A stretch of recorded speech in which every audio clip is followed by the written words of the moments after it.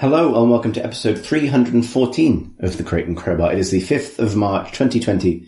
My name is Chris Thurston and tonight I'm joined in my living room by Alex Wiltshire. Hi. What a living room. Thank you.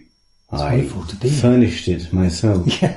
And you're enjoying the fruits of those furnishings as we do maybe our first ever pod on sofas. This is the most comfortable pod I've had. We've done. Yeah, I just realised when I said that, there's several video recordings of us recording podcasts on sofas. So good job me. Starting as we mean to go on. So, Marsh is away, Tom Senior is away, Pip is playing Sea of Thieves right now. Yeah, she's meant to be here. Well, we're going to check in with a nautical update from Pip, probably midway through this pod. You'll know when it happens. But off the top of the dial, I wanted to say that I'm aware that there's going to be a little bit of a dip in audio quality this episode as we go to the slightly less robust home setup that we have in our house, rather than the lovely, great, big, whopping, great microphones that live with Marsh. Their coils take up most of Marsh's house. Their tendrils burrowing through the walls, always grasping. That's actually pertinent to my interests this week, but we won't jump ahead straight away. So nonetheless, very much aware. Hopefully, you won't notice as we enjoy a slightly more chilled out Chillcast. Just, if you thought it takes from medium, let's take that all the way to mango and lime. Do you think anybody ever said chillcast in related to I think, podcast? Isn't that like, that must be like a kind of heat sink, surely? Can't you get a Cooler Master chillcast? Holy shit, if you can't. Tuned for streaming. If you can't, I think that we might go into branding, you and I. Yeah, well, I mean, we both have some experience as marketers. This is where we live. So obviously the last couple of weeks in the games industry have been, fairly tumultuous, I think, given that we've been I have been, I will say, sort of, lazily kicking the can of is there any news down the road every single episode since this year began. Obviously recently with the cancellation of GDC, or the postponement, but really what feels like cancellation of GDC and the pall that, COVID casts over every live games event that's coming up. Yeah. PAX East kind of slipped in just past it, but people are worried about it, for very good reason, and every company's having to react to it.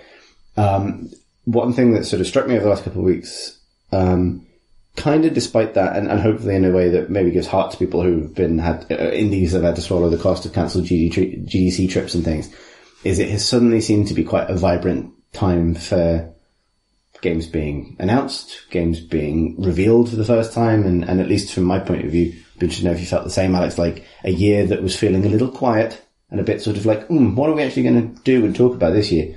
Now has stuff in it. Springtime's coming. Yeah. The first thawing press releases about routers bloom in my inbox. I was delighted to see Baldur's Gate footage. Yeah. And what a video. Like this is the demo that Larian performed at PAX last week, where everything went wrong and the game looked fucking marvellous for it. I'm really impressed with. And so did Swen, actually, like the head of the studio. Yeah. Like he rolled with them really well. I should add, by way of caveat, obviously, I think attending those demos and working on that game is friend of pod. That's true. Adam Smith, formerly of RPS and good pal. And senior writer on that game. Yeah, and so it's an absolute delight to see, I remember having a chat with him at EGX after party or something when he sort of said that's what he was, he said he was off to Larian. I had no idea what that meant, and this is such a rad talk about. He did interviews as well. I read an interview with him and thought this is weird. Yeah, I got interviewed for the first time recently. Did you? Yeah. I was interviewed by Edge. Oh really? Of course you were, yes. The circle is complete. Yeah. I can now vanish. The obelisk has regarded me. Once it siphoned words from me, and now I have regurgitated them back into it. And having done so, it can no longer hurt me. I don't know. I think it's more likely to hurt that thing falls over. You wait until you're 7 out of 10. Oh, mate, be delighted. But nonetheless, yeah, Baldur's Gate 3 is actually, that was, I think, maybe the beginning of this new optimism for me, was going, oh man, I really want this game. So if you haven't seen the videos, do watch them. Maybe we don't have to pick them apart piece by piece, but it was such a good marriage of, what people, what kind of, the slightly more down to earth things you'd expect from a Forgotten Realms game, versus the outright kind of Discworldy wackiness of Divinity. Yeah. But with like all of Divinity's, systemic wackiness, like completely intact. Yeah. There's a moment, I very much enjoyed the moment in it where Sven got his character who on the brink of dying, like things were not going well, and both of his characters were sort of trying to go backwards and was getting many hits they could, and they threw his shoes at a bad skull or something, ghost thing, I don't know what it was. Anyway, he just threw his shoes. That worked, and then everything went really wrong because he misclicked and he dropped the shoes or something. I don't know what it was. It was wonderful. But it was, it had that balance of D&D sort of ness and craziness is exactly. I was surprised by it. I thought it would go more kind of staid than it would. I thought that Larian would have to kind of tamp back on Larian-ness, but it hasn't at all. And yeah, as you said, you said exactly. I don't know why I'm saying this because all I'm doing is saying what you did in more words. You like the extended dialogue options.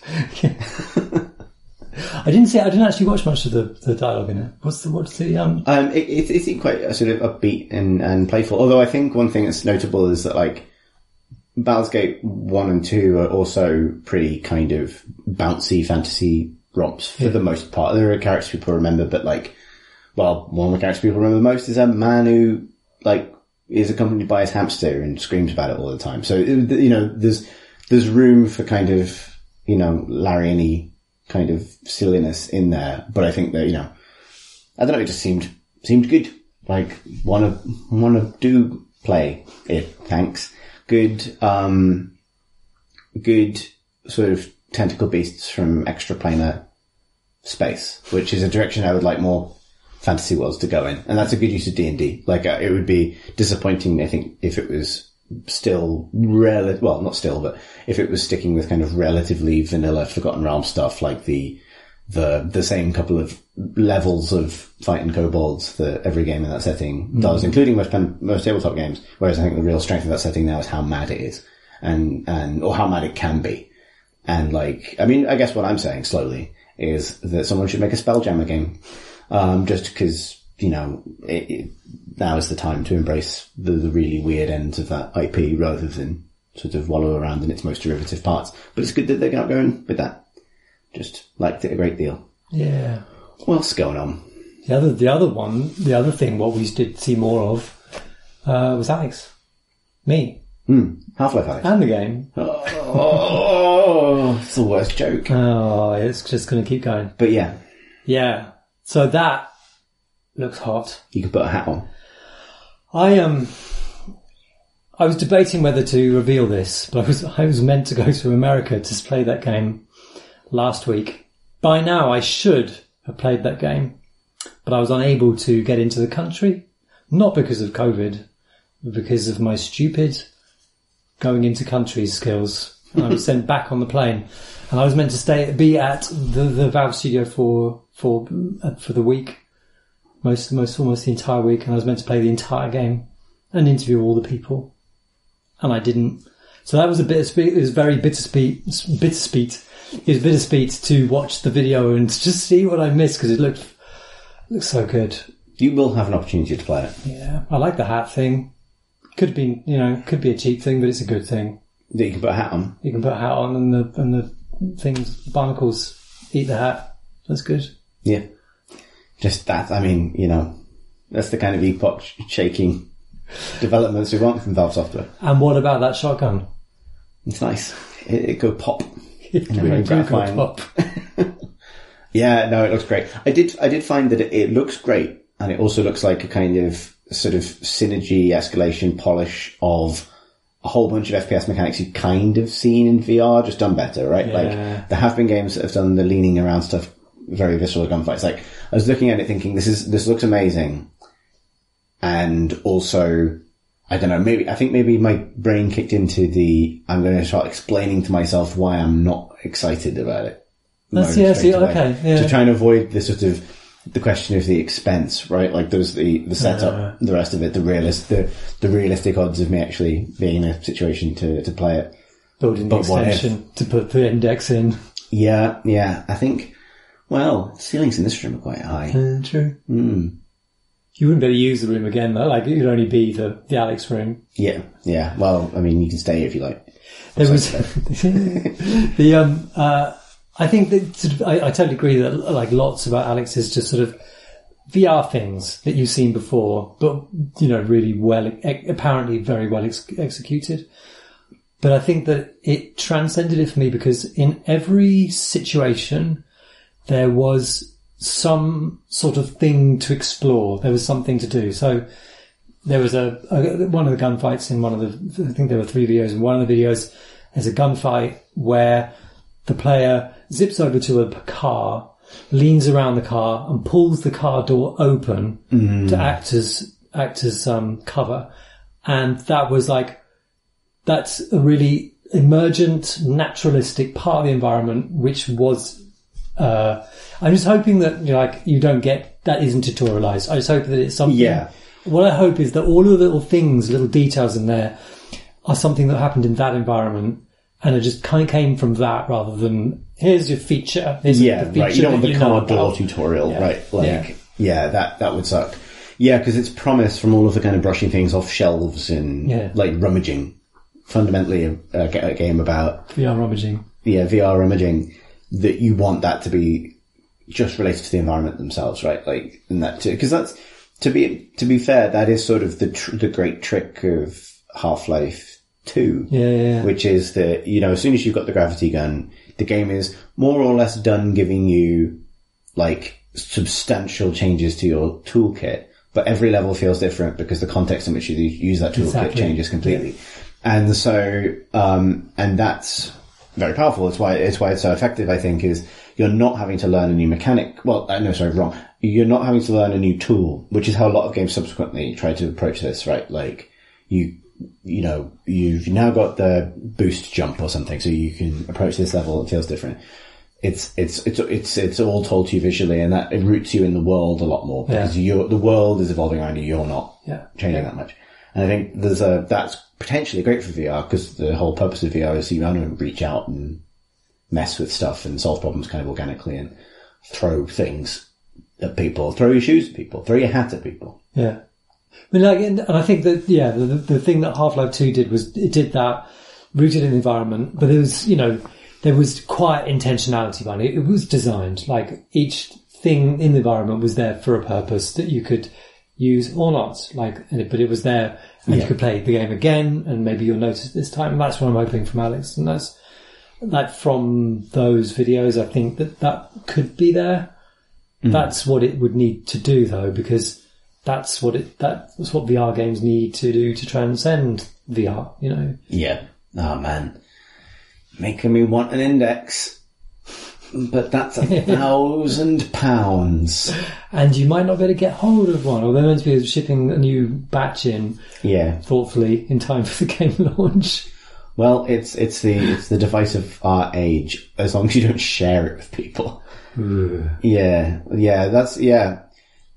interesting. VR, maybe, is VR good because you can vanish into a world at home and not leave? Or is it bad because it's literally a sponge on your face? Should have those little kind of, when you go to an optician's, they have that little stack of paper that you put your head against. Yeah. And you peel off the top layer. Yeah. Ugh. Yeah, I definitely wouldn't go somewhere to play it, honestly. That, Especially not in COVID land. Exactly. Good. One thing I wanted to mention, because I was going to mention it last week and I forgot, which is telling. Last week, Valve did release a game. They released those Roundabout. It came out of early access. Oh shit. And it's actually out. And so I thought about talking about it last week, but I've only played a couple of hours of it. And honestly, I still prefer Teamfight Tactics. So there's that. Did you play much of Vendorlords when it first went into early access? Yes, I did. Yeah, I played a lot of it initially. And it was my sort of I actually quite like auto chess. I appreciate we talked about auto chess a lot on the pod, but what is really striking about it is it got quite. So I missed a big period in its life, like as it was in early access. So I was only assessing it as a kind of 1.0 product. So I'm getting businessy. I need to reach across these sofas and slap me every time I talk about. If I say the word SKU, just one square punch to the nose, we'll sort that out. But it was kind of interesting because it feels very different. Like it sort of realised its theme, and the shorthand version of what it's trying to do as a free to play game is solve every complaint people had about Artifact at the same time. So, Battle Pass day one, loads of things to collect, you got it. Shitloads of customization and things to tinker with, yep. Like, loads of progression stuff that stems from things Dota 2 are experimenting with. Like, it feels like it's still super interesting to me because I loved Artifact so much and I'm still angry and disappointed by the fact that it didn't work. Not by the mistakes that Valve made, although I agree that they did make some, or by the response of players. Just the fact that this sort of thing turned out to be too beautiful to live. But what's interesting about it is in fixing it, they haven't gone to, I don't know, the kind of the drab realities of things a free-to-play game must have, harvested from other games. They've gone to the mechanics that they invented because the battle passes came from Dota and then Fortnite popularized them. And similarly, Dota for years, as part of its battle passes, has had these either sort of mini games or like map or maze exploration games where there are functionally achievements tied together in a web that you navigate by completing the next achievement and by getting to the next node and progressing through these sort of maps. You unlock rewards and, you achieve things. It's a way of structuring your progress through an otherwise open-ended competitive game. And it's got that as well. And it's all tied together into this theme where you are an aspiring, it's got quite a funny intro cutscene, some good Valve humor, where the sort of the criminal matriarch of this fantasy city has been murdered and you are an underlord, like an aspiring gang boss leader trying to take over the mean streets through the medium of turn-based auto-battle gang war, which is actually a better theme for auto-battlers than most, because it means both gangs sort of walk in from opposite alleys, square off like the Sharks and the Jets. Ah, do they? Yeah, so it's because it was always set on kind of streety looking things. Yeah, and now you can do weird shit like you pick what your street looks like, and mine's a little park, whatever. And then there are nodes on that you can click to customize and drop items into. So and those items are on a Hearthstone board, like the clickable little doohickeys, they're them. But you pick which ones you want and you assemble them on your own board. It's like, they're fucking good at this shit. That's nice. That's clever. And because Artifact did not have enough of that. Like, everything in Artifact looked like you should better click on it. And only a couple of it did. It was gorgeously animated. Yeah. But no, you just want a little statue of a monkey you can click and it goes, oh! That's what the people want, and they've given it to them. And the other side of it is this. So you can play random games and things, but you also play this game where you're taking over territory in the city, and each of the underlords is actually a character in the game, and it affects play stuff in the game.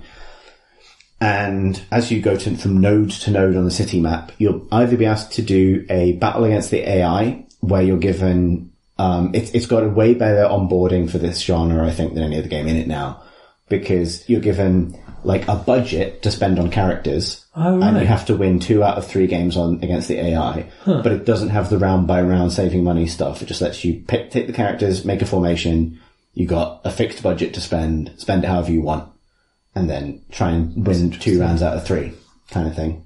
Yeah, because I thought that the tutorial in the early access version was pretty good. It got me in, But, so now it's got that. Really nice. And the other thing it has is puzzle puzzle missions, where it tends to be when it'll be a fight that's set up in a really kind of extreme way, and you have a maybe a much tighter budget, and you've got 1 round to win it with access to a limited pool of heroes. And maybe you have some choice in what kinds of heroes you want. So it'll be something like the enemy team is entirely archers and they're behind many, many, many layers of destructible walls. It's kind of classic kind of puzzle bobble kind of stuff where it's like, not puzzle bobble, but you know what I mean? Like, there's tactics games where it's like, do this in one shot. Solve this combat puzzle. And then the other things will be play a game as this character and meet this condition. And that'll be an actual normal multiplayer game. And it's pretty good. Like, I prefer hexes, and so I to grid stuff, but like, I was impressed by how much it's changed and what a kind of complete feeling thing it is. Particularly because I think it slipped under the radar a bit. Like, I didn't see anything very much about it this week. Not about like the scope of what they've changed about. It's got voice acting and because I don't know when that came in, whether that was introduced at all during early access. Last time I played it was probably around Christmas time or maybe before that. Yeah, but I would say if you liked it and you haven't given it a look since, it is actually worth dipping back into because they've definitely they've done made a whole game. Like, it's not. It's I would describe it as fully assed. Like, there's nothing half-assed about it. Yeah. Oh, and actually, maybe very, very briefly, we can say we have both today been playing a little bit of a different kind of scenario-based, turn-based tactics game. Yeah. Special one for this podcast. Tom's game. Tactical Breach Wizards. What? Tactical Breach Wizards. Tactical Breach Wizards. We have been playing it a bit. It's like a new demo, but it's probably on the hush-hush. Don't tell anyone. Don't tell anyone we said this, but Ooh, if you hadn't, just make a noise. So we can Cool. It's pretty spicy. Yeah, we should probably leave it there though. Obvious disclaimers. What have you been playing, Alex? Let's talk about what you've been up to. Well, so I got into a little bit of a nostalgic sort of into a nostalgic roundabout because it's a game I've been. This does make sense. The depressing sequel to Magic Roundabout. Looking back. Yeah, exactly. This has been like on my list to play for a long, long time. It's been out for a while, maybe 6 months or so. It's called Dark Future Blood Red States. So Dark Future, Blood Red States. Yeah. So Blood Red States. It's a conversion of an old Games Workshop board game about future car wars, with punks driving cars with spikes on at each other. It was just like a big thing. And this is why I wanted to play it back, because I played a game called Battle Cars back in the day. Me and my friend Osric Wilkinson used to play it at his house. Had all these kind of cards like for your car, and they would have, you'd fill up the cargo parts of the cars with ammo and stuff, and you'd spend the ammo and you'd drive the little cars around these 3D things. It's like a miniatures game for cars, and it was really good. I always liked the fantasy of it. I was also really into fighting fantasy books then, and one of my favourites was Freeway Fighter, which had on the cover one of those kind of airbrush style, kind of hyper-real looking pictures, painting pictures, with a lady with kind of like high heels and kind of sort of bad gear on, and a man with like just spiky pauldron and nothing much else, and a bald head, like on the top of a car that had it was a turret, except it was bright red, except for it was also like a 50s kind of style kind of car, but it was like in the middle of a desert, and for some reason that stuff chimed with me at the time. And it still has a residual charm for me, but I just wouldn't expect anybody else to like it. So anyway, Dark Future was Games Workshop's kind of take on it. I don't really know its provenance. And I they did a few sort of various takes on that genre. Yeah.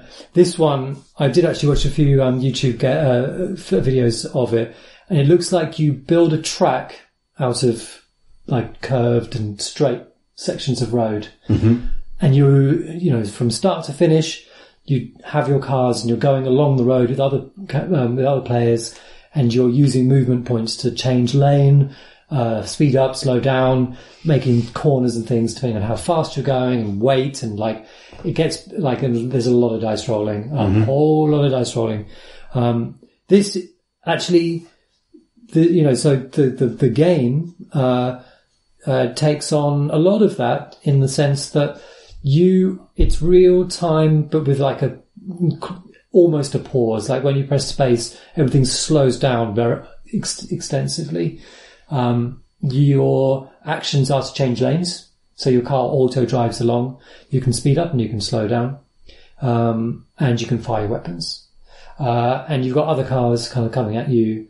Is it multiplayer or? It's a single player. I'll get onto the kind of structure sure, in a minute. But, so, but the fundamental game is that you're driving along a road, auto driving, and you're choosing the right lane to shoot your front firing weapons, which go in a straight line. On the top, you've got a turret, which can fire in any direction, and you can also drop bombs out the back. Those are the 3 attacks you've got, and there are kind of different weapons within those 3 different sort of archetypes. And the cars kind of, some of them come out in front of you onto the road, and others come out the back of you, and you're constantly trying to figure out, okay, slam on space, spin the view around.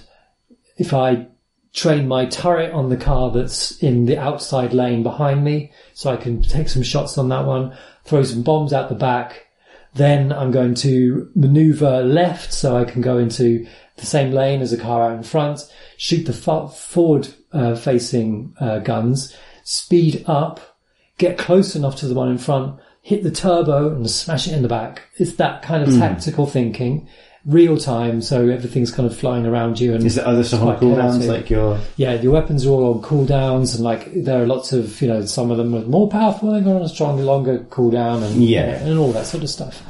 And it's pretty good. It's pretty good. Like there's a lot to think about, and I got appreciably better at it in making better decisions and things. And the environments like that, the roads just go on forever. They're like procedurally sort of generated, but from pretty good archetypes, there's sort of hellscape kind of factory land with kind of all polluted.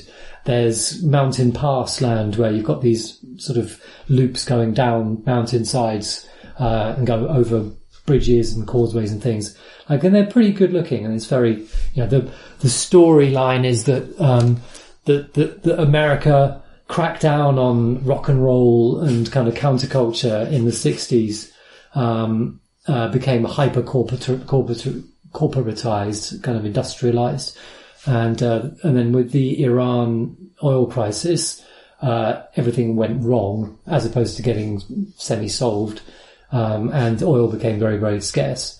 And now people are solving that problem by driving their cars really fast at each other because there's not enough oil around. That's kind of, I think that's basically the setup.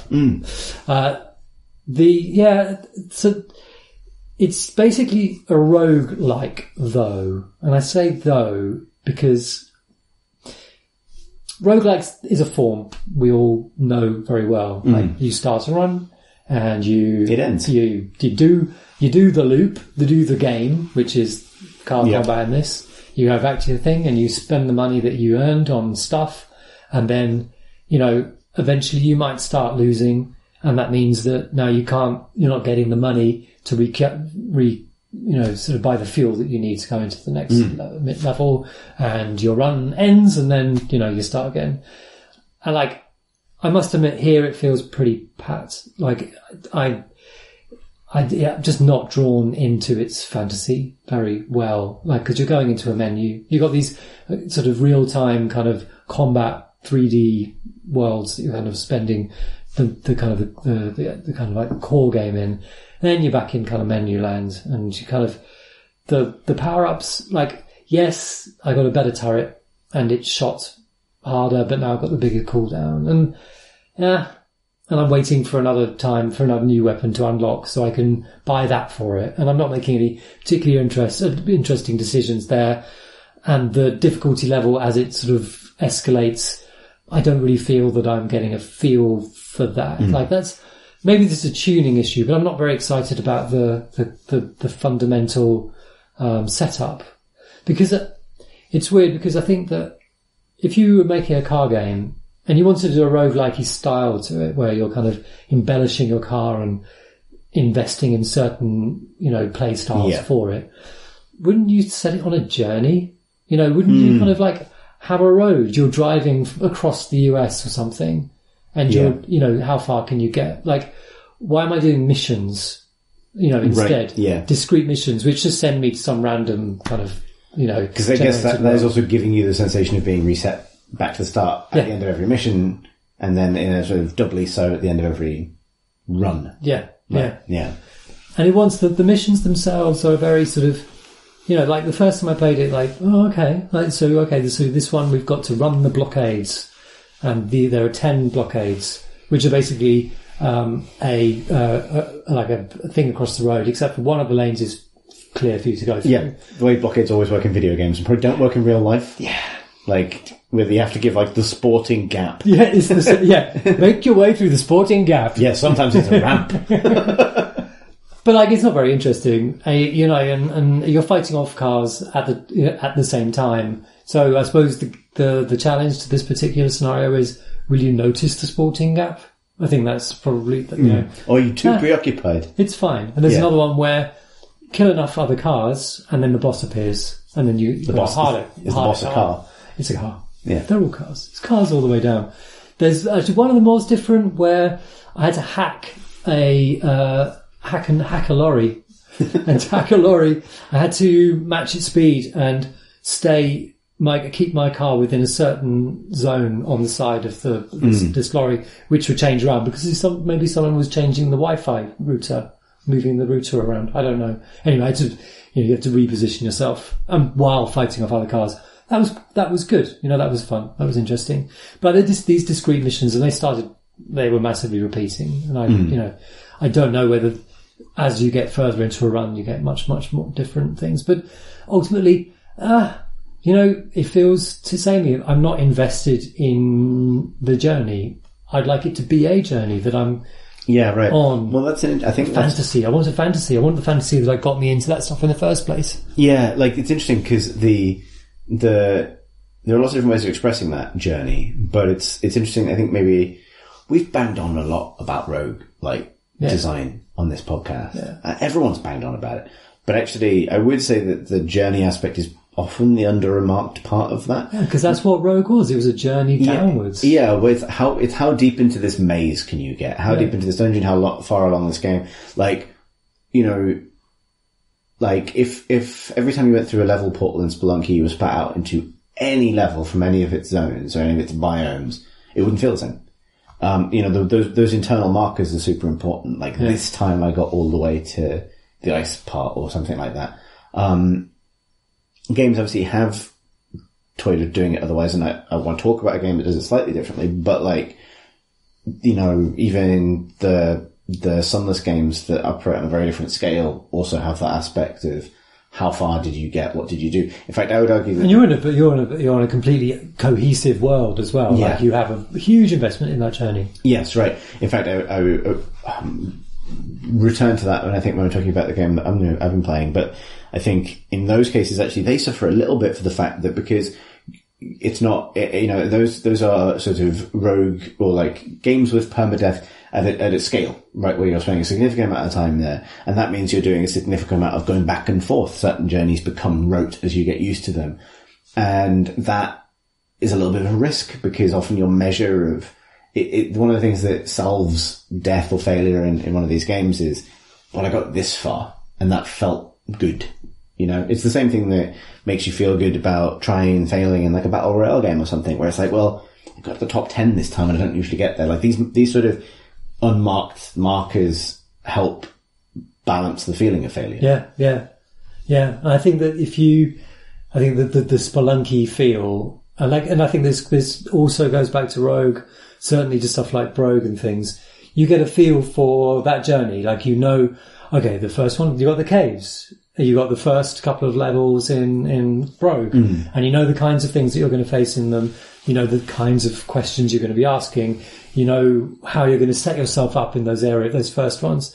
Then you get down a bit further. You got jungle. Oh, it's like it's a massive challenge all of a sudden. Like and that character, the journey is very authored. Yeah. By and you're taking your part in that. And yes, you're repeating them, but by repeating them, you're learning those places. And as you're learning them, you're taking more and more involvement in them. Like, so okay, let's start out this Dark Future game on the Eastern Seaboard. Like, you're going through the suburbs of New York, for instance, and okay, this is a certain set of decisions that you're making and you're getting to know. And then you make your way, like maybe you go down to Louisiana, you get into a nasty bog with nasty bee people in it and all sorts. We almost got through 40 minutes of a podcast. But you're in a car, so it's different and cool. But yeah, it's like, but that's what I really like. And then maybe you're making choices. Like there was a game that did this really early on. Like it could be like Outrun, like where you're. Well, you're talking about Oregon Trail, basically. But yeah, right there. That's the perfect example. Yeah. But like left or right, let's go to Louisiana, or do I want to do a run where we're going to go through the Rockies? I don't know. Yeah, I don't know my geography. Did a geography degree, but who cares? But yeah, that's what I really like, and it just feels like a really drop ball. And in its place, this game has tried to put story in, and like you're kind of, when you in between levels or missions, you're in a menu, and you got like it's styled up like you're in like a app thing. There's a shop tab for your app, and there's emails as well. And there's a lot of words in this game. Oh, Christ, they are anxious to make a world. And I believe there are quite a lot of the words written by James Swallow, the author. He's a Black Library author, and he was also a columnist for Edge back in the day. I think he still is, actually. Anyway, he's a good writer. Like, the words are okay, but that's not what I need from this game. I don't really care about your world, because all I'm doing is taking little randomized snapshots where I'm doing not particularly like missions that I'm not really very invested in. Yeah. And that's a shame. It feels like it's fixable though, like feels like I could probably fuck it up with solutions that don't actually work for it. But You want a backseat driving a little bit. Exactly. Oh, that's good. Good, isn't it? So yeah, it's good fun for a little while. Dark Future, Blood Red States.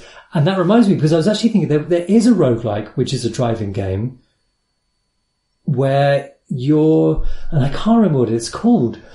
We'll put it on the show notes, or look it up. But in this one, it's a roguelike, and it's from the last couple of years, and you're driving sort of, I think it's side on or something, and you're, oh God, what is it? And there are elements of that in Oregon Trail, but that's very much just Oregon Trail, but with zombies. It's a good game, Oregon Trail. I like it. I don't know that one. Yeah, I don't know what you're referring to. Yeah, we might cut this bit out, or I might find the game and we can talk about the next game Chris has been playing instead. Well, how have you been playing? What's the link? So it is actually pretty relevant. So I have been on a huge horror kick recently, and actually it's one of those things where when interests from a few different parts of your life all kind of coalesce, and you realise, oh, this is actually settled in, and it's now just a thing that I'm experiencing. Rather than it being a sort of passing thing. And so this spans having had a bit of a weird week of cinema, which began with Cats, which is, maybe it's not obvious it should be obvious why that's a horror. That is a horror, that is true horror. Via, Parasite, which is an incredible film. Cats, Parasite, Nick Cage's Colour Out of Space, wow. And then The Lighthouse. Holy shit! A real fucking that's an experience. I managed to encapsulate so much of the I've taken myself on a journey, I think, across all the things, and the last three of those were all within like a day of each other. And so it's been a real journey in my mind of just all of my interest in cosmic horror, and which is very prevalent in a lot of things I like, has sort of come literally bubbling out of my tear ducts in the last couple of weeks. I think I appreciate cosmic horror is of varying degrees of relevance to each of those things. It's obviously very relevant to Colour Out of Space and Cats. It is certainly a referent point in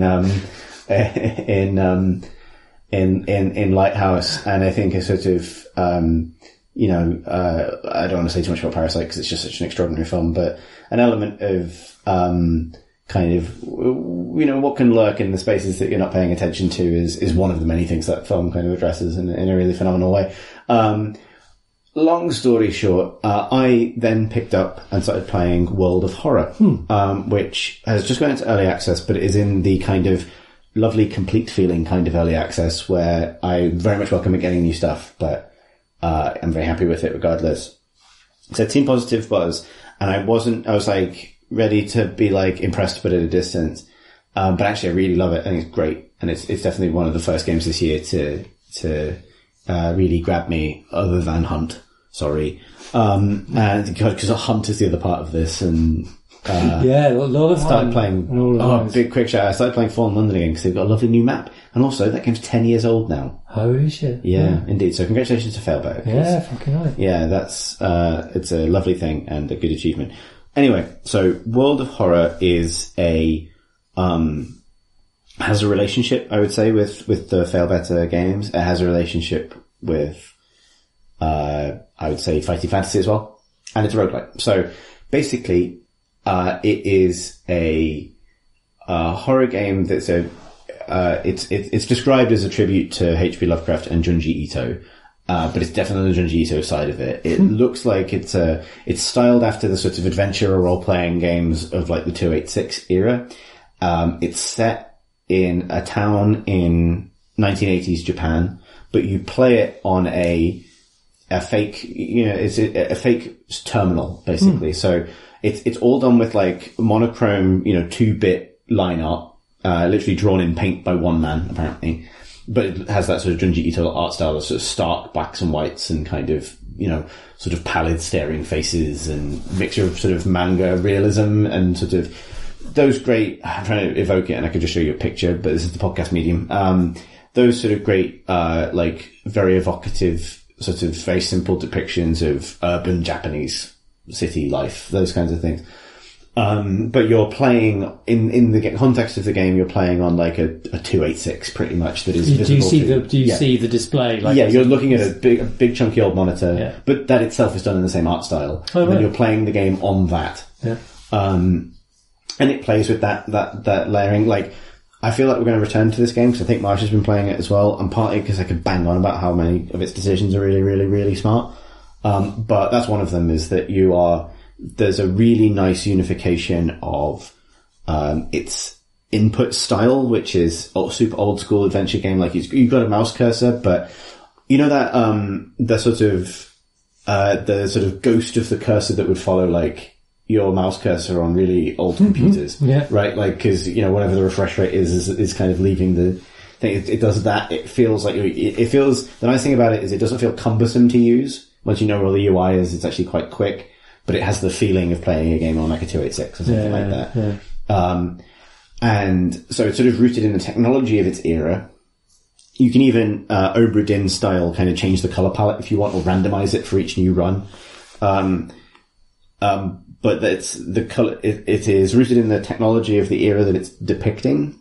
And that is great just as an aesthetic point because it links you sort of structurally to the experience of the characters in the world that it's depicting. Like there is a sort of spooky window outside behind your monitor, and it is immediately sort of unsettling in the sense of not knowing where the game ends. And that is absolutely fucking key to Lovecraft specifically, and it's the thing that pisses me off all the time. And I must have said this in the podcast before, but like Lovecraft stuff that is set in the 20s has almost immediately missed a trick unless they're doing something else with it. Because Lovecraft didn't set stuff in the 20s, he set stuff in an era that was contemporary to him. And contemporary to, you know what I mean? Right. So it's not meant to be nostalgic. That's what Colour of Space is right, because it's gone contemporary. Yeah, right. Like, and that's not to say that there isn't good, mythos stuff in that part of the universe, but I immediately am less interested if you have bolted noir detectives to Call of Cthulhu, because that's kind of what everybody does. The one thing I will say though is this game is also quite a lot structurally like, the Arkham Horror card game, which is very good and is set in that sort of Lovecraftian mythos. But I would also say that the thing that's nice about this is in grabbing all those kinds of trappings of cosmic horror and mixing them with like the body horror and like suburban sort of malaise of Junji Ito stuff. Hypernormality. Yeah, hypernormality of like the horrifying things that could happen in a a big Japanese apartment block in the 80s. Yeah. It also kind of neatly, I think, gets around all of the other concerns people might have about Lovecraft and Lovecraftian adaptation, which is great. What you actually do is you initially, after doing some initial tutorial stuff, you begin a run, and you can randomize it or you can configure it, but basically you will be one of several characters, and they're going to add extra characters, have stats and things like this. And then you will start the game in this town, and the Earth essentially is under threat from one of a deck of elder gods. And those elder gods change things about what can happen, essentially tilting the deck in one way or another against you, and they apply some kind of special rule. So there's like a big space eyeball that's coming for us very slowly, and that means that all magic doesn't cost you any health or any of your kind of sanity to cast, but it advances the doom tracker, because when the doom tracker fills up, it's bad news. It's very board game. Yeah, it feels very board gamey. It feels like a sort of solitaire adventure game in that way. Yeah. Or similarly, there's the spider god that wants to eat everybody, and that means you can never retreat from combat. And so because you can't run from spiders. Yeah, there's an invisible web. It's just an invisible web that's holding you with terror. And beyond that, your goal is to complete 5 investigations, so that you can unlock the lighthouse and ascend the lighthouse where something will happen. I've not beaten it, and that's a run completed. The investigations themselves are self-contained stories that play out like little choose-your-own adventure book stories, and they each have unique mechanics. They relate to some common mechanics about investigating different areas of the town and encountering random events and things like this. But to give you an example, if you're the one it uses as a default is a story about kids in the high school mistakenly summoning a demoness who's called like the tall lady with scissors, and all she wants to do is cut your face open. And you're there to try and your friend has gone missing, and you have to find the candles and the chalk to create a ritual circle to summon her so you can defeat her. And this means exploring the school, and every time you explore, you'll hit like a different, what would in a board game be like an encounter card. So like you come into the room and they may involve a skill check, or you have some options and that will affect what happens. And those are relatively static. They don't get remixed tremendously, although sometimes you might be in possession of an ally character or an item from a different case that interacts with those cards. Oh, cool. And sometimes you might not, and you learn kind of what can go right and wrong. Sometimes you have combat encounters, which is a turn-based system, which is very flexible, where based on your character's stats, you have a time bar and different actions you can take, and there are a lot of them, and they're very kind of context dependent based on what you're equipped with and who's with you and stuff like that. You assign actions to fill up the time bar. So, a given attack, for a heavy attack or a weak attack, might take up a certain amount of time. And once you filled it up, you execute, and then you do all the things on the bar, various mischances, you do different things to manipulate your stats. There's some depth there. And occasionally you'll be fighting a scary ghost, and you won't be able to hit it with physical things, so you have to try something else. And different creatures will attack your stamina or your sanity, your reason. There are strange little systems built into that, like there's magic, which is super weird and gross. There's also, you've got the ability to just clap and bow, and different sequences of clapping and bows will create effects, but you can only figure them out by trying them. And that is using time that you'd otherwise be using to defend yourself. So you can be out of options for fending off a ghost that is like a twisted kind of pixel art. The art is really great, actually. Corpse. And you're just trying to figure out the right combination of claps and bows to banish this thing, and then it fucking rips you to pieces. Like, it tells its little beats of horror through these little bits of descriptive text. The things that happen to you are horrible, but they're low-key horrible. And there are obviously end states that are bad. Like, you collect endings, and a lot of them are bad for you or for other people. But even like the small wounds you acquire over time, simply losing, because you'll lose health and heal health and try and solve things. But it's great because it's not necessarily easy to do horror in this format, because it's not throwing things directly in your face all the time. Although it can do subtly. just by having things be slightly too close to the screen and you're not expecting them to be, or something like that, or things wig out in the UI. But you know, like you'll turn around or you'll be exploring and you'll just run into a girl with no eyes who just slices you with a box cutter, and she's not very threatening. Like, you'll beat her to death with a hammer before she can do anything to you seriously. But your character's portrait will just gain these little scars and marks and things, and it's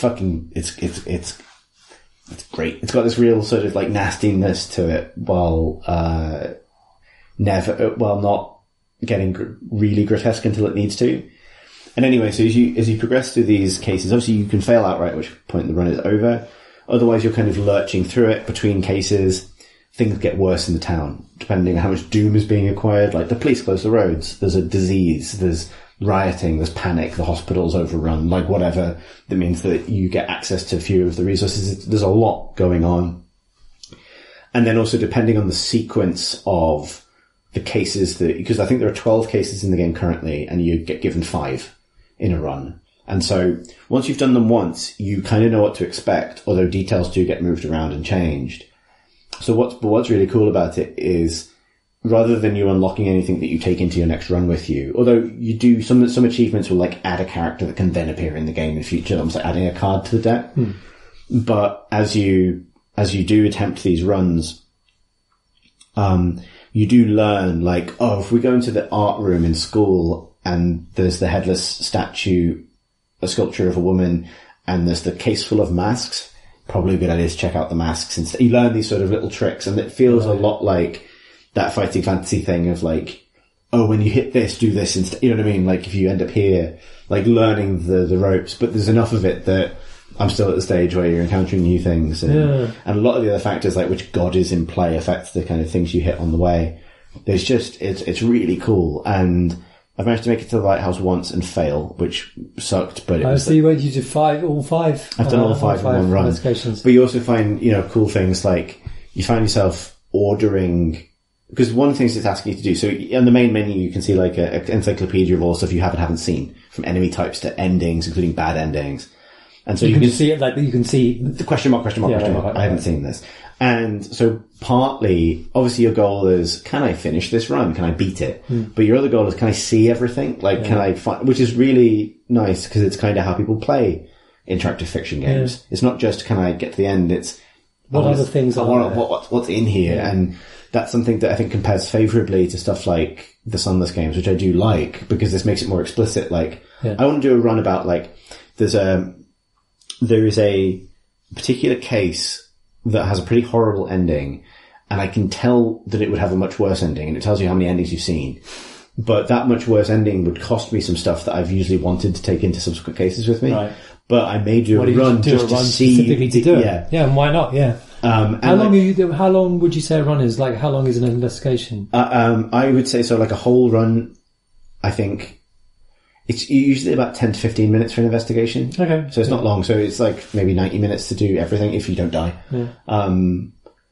But yeah, really, really enjoying it. Like, it's pretty gruesome in places, but it's because it's this 2D, 2-bit art style. There's a limit to how visually gruesome it can actually be. A lot of it is just done with effective atmospheric artwork and just setting and context. Yeah, and like even just the sort of meandering kind of like gothy MIDI music kind of. I was going to ask you what the music was. The sound. Yeah, it's super neat. Like, and like it turns.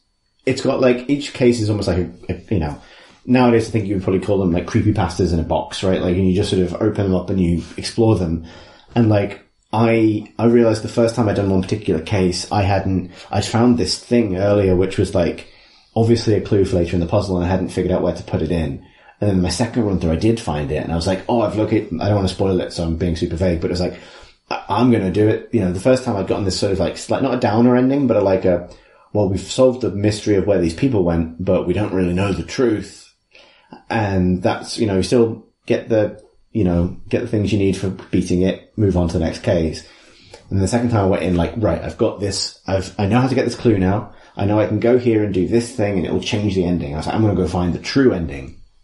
and it completely fucked me. Like, doing the thing, like I saw something I didn't want to see, I couldn't do very much about it, and I ended up basically throwing objects that I found on the ground, throwing bits of broken glass at a giant pseudopod and hoping it wasn't going to annihilate my mind. And it did. And it was really nice as a reveal, because I think in a different kind of roguelike, that would feel bad. Like, I actually found the secret way, and that was bad. Do that, yeah. Like, why is it a bad thing? I'd earned it. Yeah, I'd earned a bad thing. Earned the grim. But actually, like, that's how you fucking do good cosmic horror in a game. Punish me for actually trying to find out the truth. Yeah. Like, doing the sort of like, I'm not going to mess around here, I'm just going to go find, I came here to find out where these people went, I found out where they went, and I'm gone. Like, is how you survive these stories. The fact that I got punished for like, but if I do the secret thing, I can activate the altar. Oh wait, that's a bad idea. Like that. But I filled out the thing on the menu. Yeah, but that's a good balance, right? I still got my reward. I still saw something cool. Yeah, no, I've always liked that kind of thing. Yeah. It's funny you should talk about, this afternoon I was sent my copy of Subcutanean. So I read a blog post by Emily Short, the narrative designer, that felt better, par extraordinaire, because she was talking about a book called Subcutanean, which is by an author called Aaron P. Reed. He's done game narrative stuff, but this is a book, normal book, except for it's not a normal book because every copy is different. Apparently the extent to which the stories are different is quite wide. It's a horror story about a house with a huge basement underneath. I don't know much more about it than that, but apparently it's a good story about a big basement, big horrible basement. Every copy is different, like based on a seed. Like, he's done game narrative sort of stuff, so he knows how to make procedural stories. Does not read like a procedural story. It is authored, but significant changes in characters and plot lines change between these different copies. And so I bought two copies, one for me and one for my wife, and we're going to read and we're going to compare, and I'm really excited. I was just struck by the narrative design of what you were saying, the way that these investigations are slightly remixed, or things in different orders, or sort of you play them in different ways. I think you have to suspend an element of disbelief, because you will see the same things in different places, and you have to know that you're kind of drawing cards from a deck, really, of encounters. Right. But I like that personally, because I think it leaves, horror is very well served by leaving these gaps for the player's imagination to fill in regardless. And there's something about, it has enough little interactions, things you can tinker with. With a VHS player in your apartment, I've never figured out what you can do with it. You can look out the peephole in your apartment, and sometimes there's something weird there, but I don't know what that means. And these little interactions at the side, there's enough of that stuff that you don't wholly lose yourself to the mechanics of it. So it actually harkens back a little bit to what we were talking about last week about games which withholds stuff to make what you do have really precious. Like the possibility and the fact that, presumably in a room which doesn't have that many features in it, the fact that it has a VHS player. It's interactive. Yeah. That's something that I really want to know about. Yeah, it feels like it's an interesting mix, because it also lets you kind of dive into the mechanics, and it shows you how much stuff there is in the game. You have the list of monsters you haven't seen and things like that. But it feels almost, on the other hand, designed to furnish urban legends about things that are possible or not possible within that kind of set. And I think, I don't know, not to get super wanky about it, but it is exactly the sort of thing I get super wanky about. There's something, it's a solitaire game, really. So you're playing the odds against yourself and trying to make a run through it. And it has all this huge, tremendous aesthetics on top of that. But for me, there is a sort of, I'm trying to say this, I sound like a wanker. There's a sort of a ritualistic nature to drawing the cards against yourself, right? Whether this is, you're talking about a pool of dice or a tarot deck or a regular deck of cards, there is, a kind of concentration or a kind of engagement with a particular, like a system beyond you that is encapsulated in those kinds of games that I really like. There's something about it that I find very absorbing. And I think this World of Horror strikes a really good balance between letting you play, like letting you have control over the things you feel like you can control. If it was more random, if the details on those cards could change more significantly, or the kinds of tests or rewards they offer were wildly divergent, I think it would lose something, because it would become wholly this sort of like, roller coaster of like, God, I hope I make it this time, but I can't really control this, so I'm going to give up. Whereas it's very good in the manner of a solitaire game of keeping you in the moment, allowing you to feel a little bit of control, but not, but never fully sort of allowing you to anticipate what might happen next.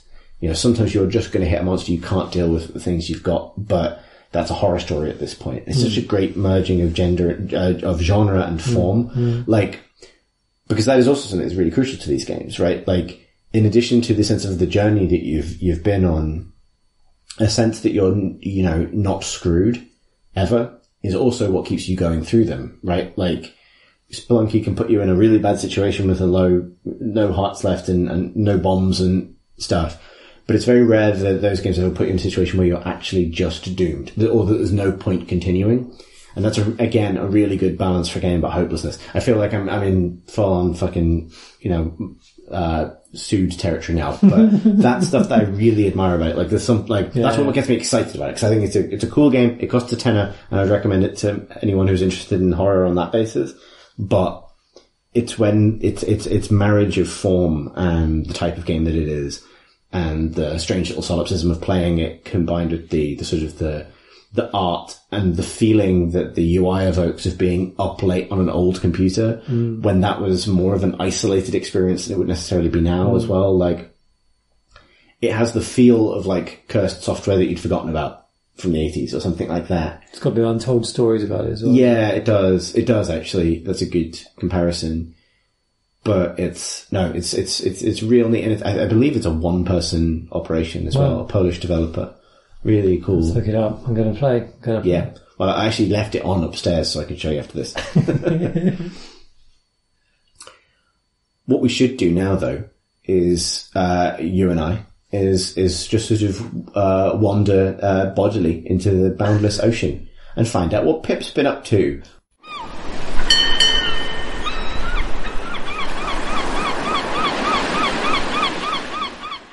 Hello. Pip.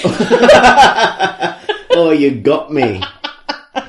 Damn. It's because your whole body moves when you're about to say hello, Pip. Only in this context. Yeah, but it makes it really easy to mess with you. Well, I appreciate that's your priority, but hello, Pip. Hi, Chris. Would you like to tell me about all the time you spent in the ocean? Oh. You mean in Sea of Thieves? Well, it's a roundabout way of asking you if you're going to get back in the sea at any point. Oh, no. How mean. And I've been nothing but good all episode. It's been less than a minute. Yeah. So it's been a while since we've enjoyed your presence on the pod. And that is because, as I understand it, you spent the entire... Has it been longer or less long than the last time I was on the pod? That might be a bit of a burn. That's for the readers to decide. I mean, listeners. But that is because, among other things, you spent the entirety of that time at the bottom of the ocean. Well, not really, because there isn't the bottom of the ocean in Sea of Thieves, but you do tend to record on Sea of Thieves night. When I go out on the sea. So, how are things on the ocean? Do you want me to tell you a bit about why I like Sea of Thieves? Is that where this is going? Or Look, would you like it's just nice to find out what you've been up to, and what you've been up to is playing Sea of Thieves by yourself. So let's explore. Let's just explore that paradigm. I invite other people. It's not my fault that they're not as cool as me. No, so I got really into Sea of Thieves, and I don't quite know 100% why, because oftentimes you come in and say, how's it going? And I'm like, bigger kids stole my leeches, or I just got killed, or, well, the Kraken came along and took my stuff. So, you know, I feel like I'm not quite sure why I keep going back to be bullied. By the ocean. Well, it's not by the ocean, it's by developers and by other people. Also, people are developers. Anyway. But you know what I mean. It's a sea of thieves, is kind of where I was getting at. I suppose so, but I feel like when I say things in the world chat, which are, you know, like I did at lunchtime today, seriously, take the treasure, I don't want it, leave me be, I'm fishing. And then when they carry on pelting you with firebombs and it kills you and they sink your ship and you have to try and escape with all of your fish, it's like, okay, but could you not have done that? Like, you've got nothing out of this, really, have you? You could have taken all of that, and then you could have had some extra firebombs left, couldn't you? But no, they have to just show off and make sure I'm not a threat when I'm clearly not a threat because I'm busy passive-aggressive typing, so they leave me alone. So a bit of important context here is not only have you taken to playing Sea of Thieves by yourself, but that activity is predominantly in the pursuit of fishing. Well, only recently. Oh, I see. No, actually, it's always been in pursuit of fishing. But recently they added a fishing-related goal that was only available for 2 weeks, and I could get a fancy figurehead on my ship. And so all you had to do is catch 180 of the most common and therefore irritating fish, the ruby splashtail. Oh, and you have done this? Oh, I've done this. I never want to see another ruby splashtail again, thank you very much. So what's the appeal of fishing in Sea of Thieves for you? It's really easy, but you can still mess it up. So it makes me think maybe I'm good at it, even though kind of a chimp could be good at it. But it's like there's just enough skill that a robot probably couldn't be good at it. What if it was a robot programmed by the developers of the game? Yeah, I thought you might bring that up, but I was thinking mostly of the sort of robot that you would get in the 80s for Christmas. Like, I'm better than that. I'm more advanced than that. Like a robot. Roomba couldn't do it, but a chimp might be I don't able know, to. a Roomba might. I don't know. I don't know much about Roombas. So what's the appeal of undertaking this, I guess, like MMO-ish grind challenge, but get by yourself in a game designed for co-op where the title is literally Sea of nicking other people's things? Okay, so so I think mostly the appeal of it was because I was going to be fishing anyway. So, but the game gives you lots of little smaller fishing goals. So it's like, you know, I wouldn't have had to catch 180 ruby splashtails, but I would have had to catch 50 of them to get to that goal of that part of the fishing tree, or whatever you call it, like the commendation system in the game. And so, and you know, similarly for the sunny splashtails and the indigo splashtails and the seafoam splashtails, and do you know what I mean? So I would have been out there, but I would be moving around a bit more because I would have been going, okay, well, I'm a bit bored with fishing in the wilds, so I will go to the Devil's Roar, which is where all of the molten sort of fish are, and so I would have probably changed that up a bit, or, you know, been a bit more pleased when the Kraken turned up, because then I could have got some Kraken meat, you know, that kind of things. So really, it essentially just added a really big number to one of the things that I was kind of in the zone to do anyway. Right, yeah. Because I was actually kind of worried when they announced that they were doing this event. I was worried for you because I knew that you'd been spending all this time fishing and learning to pilot a sloop by yourself and do Sea of Thieves things completely solo. You watched it last night. Yeah, it's very impressive. Thank you. And but I was kind of worried that the game itself placing a kind of laser focus on this activity would mean more people coming to steal your leeches. Yes. You don't need leeches for the ruby splashtails. I see, well, you've corrected me.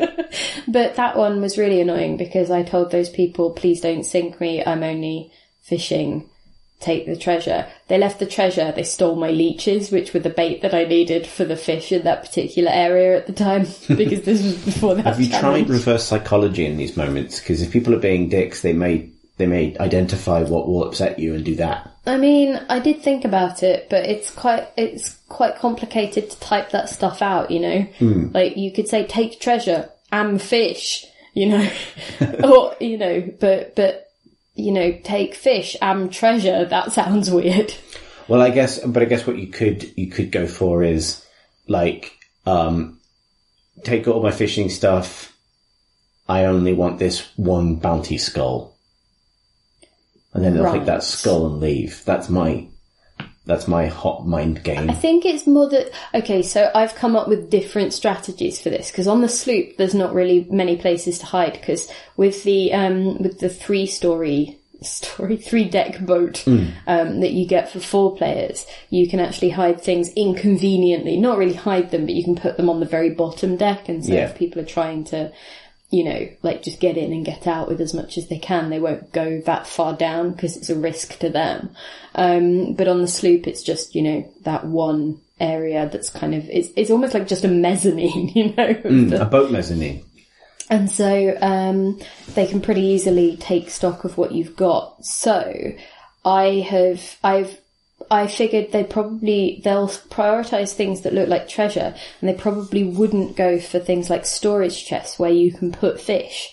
So I've been putting my fish in them instead of in the barrels, because they might check the barrels. But storage crates tend to only have, like, oh, it's got some wood in it, oh, it's got some pineapples or coconuts or bananas or something.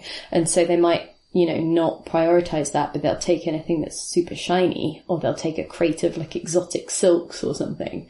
So I've been doing that. There's also a part on the bottom deck of the sloop where if you put an ashen key down, unless you know that it's there, it sort of glitches slightly through one of the planks. And so they won't know. But obviously if they think your boat, it just floats to the surface and they take it. But, yeah, so I have, there are a few tactics on that front. I extinguished the lights on the top deck and on the middle bit, just so that people can't see me from far away as easily. Has this stuff worked much? No. I mean, well, I think it probably has, but it's in such niche situations. It would only be if they boarded and then took some things and went. Yeah, rather than just setting you on fire. But if there's more than one person, I'm unlikely to win that, because one of them can be messing the ship up faster than I can patch it, or, you know, if I'm fighting someone, I'm not patching, I'm not, you know, firing on them, you know, that kind of thing. And, like, also I'm not steering, crucially, so I might just end up, you know, running into a rock or something. So I think there have been maybe 1 or 2 times when that has actually paid dividends, but mostly it's just me feeling quite pleased with myself when I'm just, you know, on the high seas. I'm thinking, you know, if this very specific situation plays out, I'm golden. So you have, like, this is definitely your game of the moment, I would say. Mm-hmm. Do you have it, like, you kind of joked about the kind of the whys of it, but is there a reason, do you think, for investing that time into this pursuit in this game rather than in, I don't know, your Stardew Valleys, your other games that allow you to sort of sit and farm up a collection or do something like that?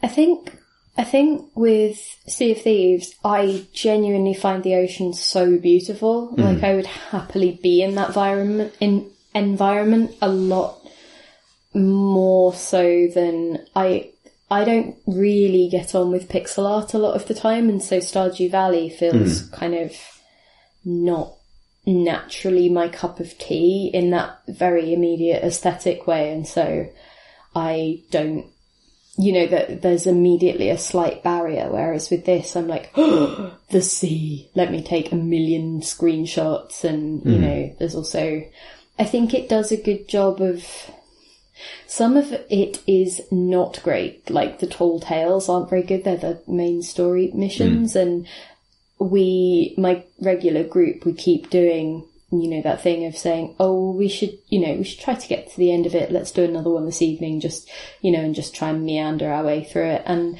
I don't think there has been one of those where we haven't just found it a bit frustrating at points or a bit dull. Yeah. And, it's been more conducive to a fun evening to tab out and just Google for the quick solution to something than it is to puzzle over it. And it's kind of the polar opposite of a Destiny raid in that way.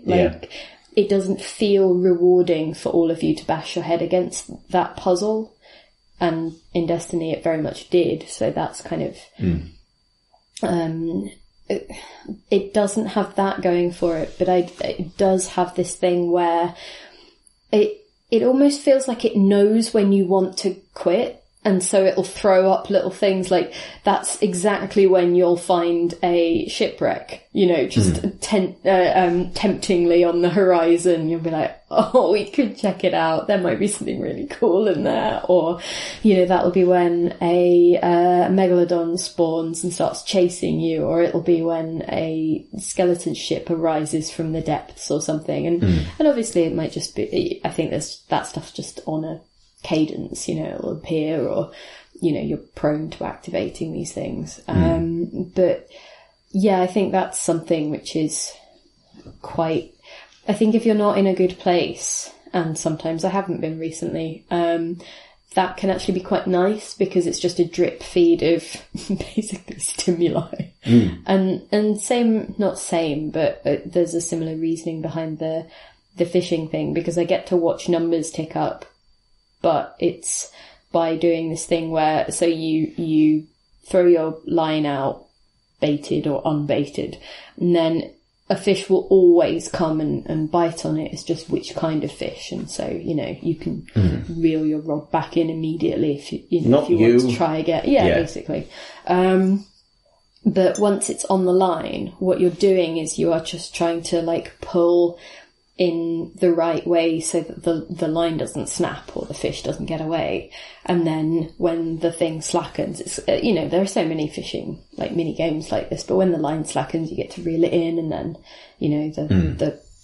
the pulling phase, starts again and all of that stuff. But it feels like there's just enough of a sense of, oh, I'm actually fighting to bring this thing on board, and there's just enough kind of, I guess, that, and you can mess it up, you can definitely pull too hard in the wrong direction and suddenly it'll be gone, or you can get struck by lightning if you're trying to fish during a storm and suddenly it's like, oh no, or, people can come and steal your leeches. So, so yeah, it's kind of it manages not to be entirely mindless. Yeah. I just find it really interesting that you've managed to sort of yield almost like a kind of a sort of an absorbing stress toy, or, sort of just sort of activity, kind of calming sort of place to go and chill out of a game that is, obviously it has its beautiful presentation and things, but it also doesn't feel designed for that. And it's sort of interesting that it feels like because it's been sustained over now 2 months, I guess, of sustained solo play. It's kind of interesting. I'd not heard of anyone carving out a playstyle for themselves quite so robustly within it.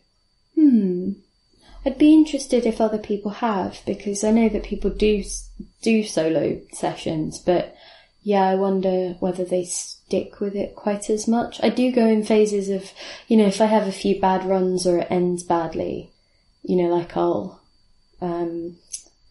I do try and think, am I just making myself miserable at this point? Is it worth it? Those moments to go against the grain of the game. Yeah, but I've also set up little projects for myself. I'm trying to get all of the Ashen tomes. They're these books that you find in these magma themed chests kind of thing. They've got little glowing red veins across them kind of thing. And you take them to this guy and he'll, if you give him books that he doesn't have, then that unlocks your ability to buy different clothes and different boat livery and stuff like that, which is, and so one of the people that I play with really hates how I just won't ever wear, clothes beyond the super basic clothes in the game. And I ended up doing it to troll him. And then he got really into collecting those items. And so on the down low, I've been collecting all of those items. So hoping that next time I play with him, it'll just be like, oh, what, this boat, this outfit, this hat? Why, yes. So I've got 2 more to go. But that kind of stuff, like, it lends itself almost to playing in secret because you're trying for a reveal, you know? Yeah. It is still a game about being a little bit of a dick to someone over the internet. Oh, yes. But just in different, more creative ways than simply setting their boat on fire and stealing their leeches. Exactly. So, do you think, because obviously it's been a quiet year for games so far, but the big behemoth releases of the spring are only 2 weeks away, by which I'm obviously referring to Doom and Animal Crossing. Do you think your Sea of Thieves solo expedition spree will survive the release of Animal Crossing New Horizons? I think it will depend on a couple of things, because one of the things is how Animal Crossing's release impacts my Animal Crossing Pocket Camp schedule. Because if it's a case of if the part of my brain that was enjoying Pocket Camp is happy with any handheld Animal Crossing game, and this one doesn't involve leaf tickets purchased in secret at 1:30 in the morning when I can't sleep and just desperately need something nice to happen, so I buy a cookie in that stupid game and it gives me a hat I've already got, and I'm like, shouldn't have done that. That was a poor decision.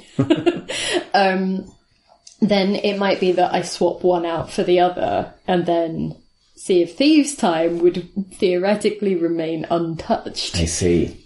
Or if the Sea of Thieves stuff has more events like this, then I can see that either making it a regular, like, enjoyable grind for me, or being the thing that turns me off. It's like, you know, oh, you want me to collect 180 of what now? No, we did that before. It was miserable. I'm never doing that again.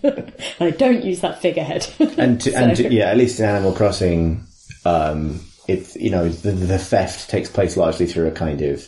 I think the world has come round to my opinion about Tom Nook, which is that he's actually, you know, a very generous person. He just turns up and gives you a load of money and says, just pay it back whenever, you know. It's Lyle who's the problem, the negative influence. Anyway, that, I guess, concludes this episode of Where's Pip Fishing? But, on the 11th of March, which is, by the way, the same day as Ori and the Will of the Wisps comes out, there's a new Sea of Thieves patch, and it'll let me put my parrot in a banana costume. So that's a game changer. It really feels like that's an early land grab by that game. For your time in March. Yes. Yeah. So, you know, maybe it'll be a case of I need to approach Nintendo and say, well, look, this is what Rare are offering. So, like, what are you gonna give me? So, but yes. Like, maybe we should do this regular, like, ocean correspondency. Well, thank you for taking the time. I think I've got to let you go now so that you can literally go and play Sea of Thieves. Yes, ahoy, or avast, or goodbye. What did ahoy, say? Avast, and goodbye. I've seen The Lighthouse, that's exactly how they talk. Toot toot. Toot toot. Wow, those are some wet adventures. What? Wet and wild sea takes from Pip there. That you definitely just listened to. Yeah, we were definitely there. That happened in this order. whole time. I just coughed because of how there I was. It's just like a load of seawater's just kind of... some of them me. I've spilled my beans. Hang on.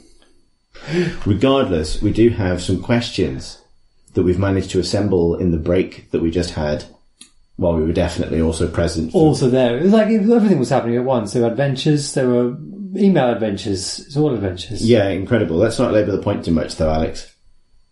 Well, let's go to the questions for questions. Yeah, okay, let's do it. Wow. Wow, Eric writes, Heil. Many moons ago, I had a program called Game Commander that allowed you to tie hotkeys in various games to voice commands you made up, bellowed into your computer microphone, and actually worked quite well. As an aspiring space person, not too dissimilar to Chris, I found this to be fun in games, though it could be slightly awkward with an audience, like Star Trek Bridge Commander, where it really seemed to enhance the overall immersion of the experience, as you would give orders and things would happen on the screen. My question, with the increased ubiquity of voice command devices such as Alexa, Siri, etc., do you think voice command in video games will become more prevalent? Could it make an interesting pairing with VR as well? Thanks for all the awesome pods and keep up the great work, Eric from Seattle. P.S.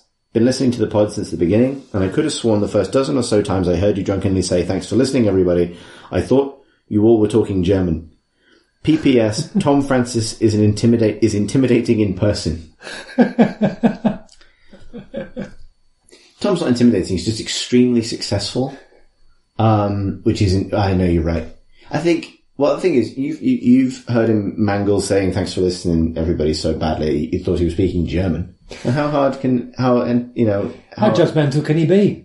Yeah, exactly. None of us can claim any kind of moral or sort of interpersonal superiority after years of this nonsense. Even now that we're, drinking tea and recording this in my relatively civilized living room, apart from, aside from Marsh's rum-soaked pod pit, it's still a big old shambles, isn't it? Voice-commanded games. So, yeah, I'd forgotten about that thing, because back in the Kinect days, that was one of the Kinect things, wasn't it? Yeah. You'd be commanding it, like, you can even do it on PlayStation now, but obviously everyone has it switched off, because otherwise their PlayStation keeps kind of trying to do stuff you don't want it to do, just because you're talking and you've got a microphone on. Everyone switches off Cortana, because why the fuck would you want that? I kind of hate voice stuff. The only thing I use voice stuff for is setting timers with Siri, because it's quite...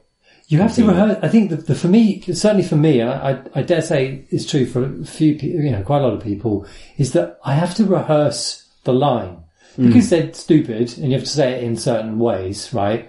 You can't kind of muddle your way into a conversation, which is, as everybody knows, is how I speak, because I can't really formulate thoughts adequately. I find it really hard to use voice commanded stuff. But yeah, I know how to set a timer and a few other bits and pieces. The thought of being in a game and having to think up on the fly the right phrase to do the right thing and to know that it's going to trigger at the time that I want to do it. Ooh, I think Bridge Commander, those kind of games are a special case because they have the performative aspect of it adds a degree of role play that is potentially a little bit uncomfortable. Like, the optimal scenario is one where you're playing with other people, but in that case, giving voice commands is going to get confused with just talking to other people. But it's like, if you're playing, I don't know, because you can, hook this kind of thing up to Elite or a game like that. So I would like to posit that role-playing by yourself is cool. And I posit this because it's kind of how I play games. But I know that even with my kind of desire to be immersed and stuff like that, the moment I say like, engines to full, helmsman, by myself, a little part of my brain is going to flare into life. It's the part of your brain that's sitting on a chair behind you, looking, its eyes burning into the back of your head. Like, it's the part of me that otherwise would be engaged in questioning my decisions. And maybe I need to silence that somehow once and for all. But like, I don't know. It's the thing that allows you to go out of the house. It's the part of you that allows you to go outside of the house and feel that it's okay. Yeah, when the doorbell goes and I have to run down from my office to take a parcel from the DPD person, it's the part of me that allows me to that extent that I function in society, allows me to engage with that interaction. One of the few interactions I regularly have, in a way. Yeah, it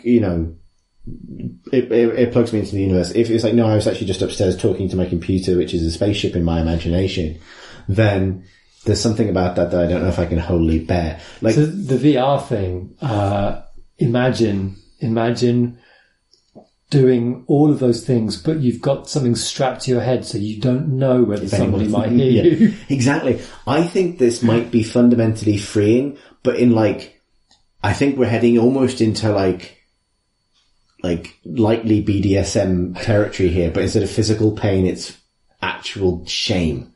You know what I mean? Like, if you manage to break through whatever fucking psychic blockade is stopping you from feeling paralyzingly self-conscious, like, you know, what if you're playing, let's say you're playing Alex, and you're there in your room in your VR headset and you're enjoying role-playing as Alex, and you can, I don't know, you can get Barney to follow you by like, Barney, over here! Barney, cover me! And you're just screaming to Barney. You know what I mean? Like, and then, let's say that we fucking retcon some Half-Life right there. There was shitloads of Barneys in Half-Life 1. There's one Barney in Half-Life 2. What happened to all the other Barneys? They died in droves. And you're there and you're like, Barney, get down! He doesn't get down in time, he dies. Like, fuck Barney, no! I lost another Barney! Shit! And that's the moment where you're like, oh, I've got to stop playing. This is so intense, and I've cried through the foam padding. It's made my foam padding even wetter. Yeah, exactly. If anything, it's sweatier now than it was before. And that's when you take your headset off and your window's slightly ajar and there are kids in the neighbour's garden, they're staring up at you, and the one of them has, and then you're like, oh, they didn't hear. The DPD driver has been, for some reason, let into the house, and he's handing you the package. Even like whatever mechanism it is, by which, you find out that someone did hear you. You know what I mean? You think, well, I got away with it because nothing's happened, and then like you're leaving the house like a day later and one of those kids from next door says, all right, Barney. And then like, could you withstand the ruin of your being at that point?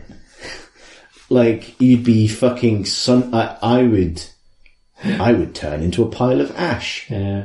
That would be it, right? But if you could survive that, would you not be sort of liberated in some way?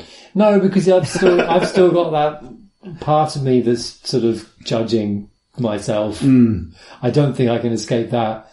I might be able to escape the kids next door, but not myself. Yeah, it's I don't know.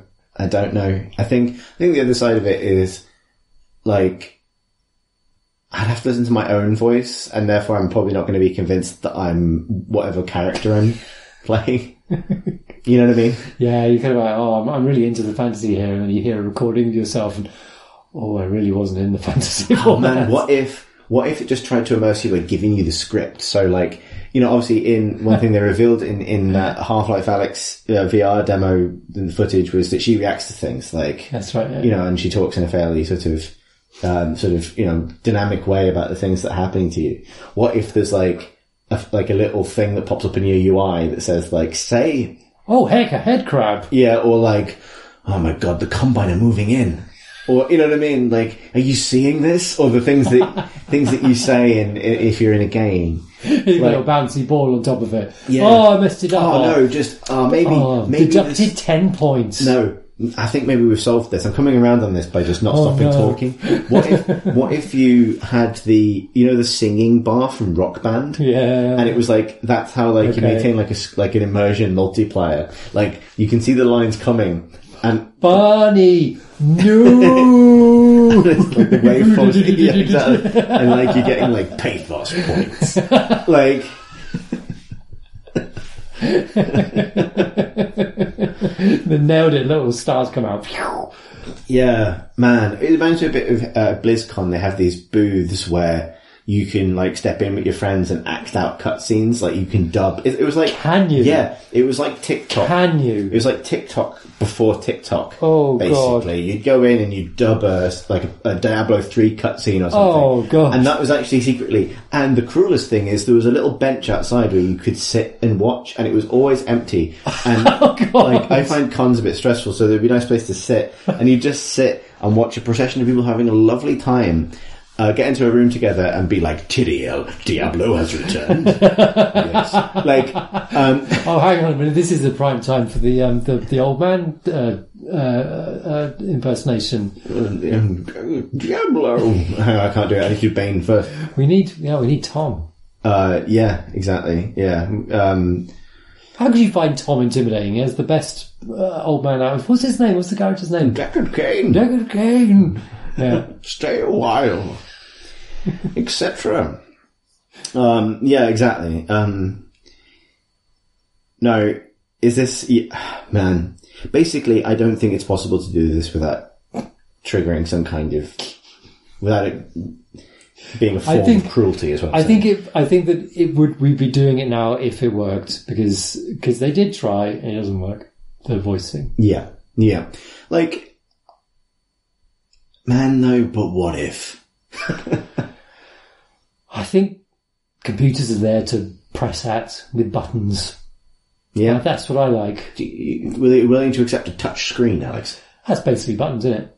Yeah, it's pretend buttons. Yeah. Hand. Keep it to the hands. That's what I'm saying. Yeah. Let me touch it in silence. The Alex Wiltshire story. Good. So our next question comes from Bollocks off Discord, who writes, Dear Squelch and Greasebar, listening to Chris's words on Mordhau being his relaxing chillcore game resonated with my own feelings on Team Fortress 2 and prompts me to ask, are games drowning in sweat? Part of my love for TF2 came from how you would often load a single map, then play for hours with dozens of people seamlessly dropping in and out of play with no real effect on your overall enjoyment. If there were bodies, it was a fun time.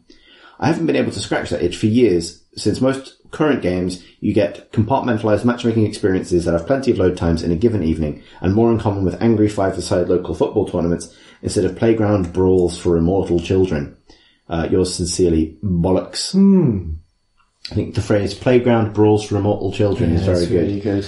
Yeah, and I think that's exactly right as well. It's both the imposition of fairness, really, matchmaking, and also the imposition of rewards that need to emerge from kind of like structured play sessions with winners and losers, rather than the sort of idle pushing of carts. Yeah. It's like server culture. It just doesn't...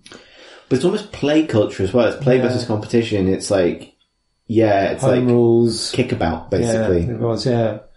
Like, and you go to a certain culture, a certain place, has a certain atmosphere, certain rules. Yeah.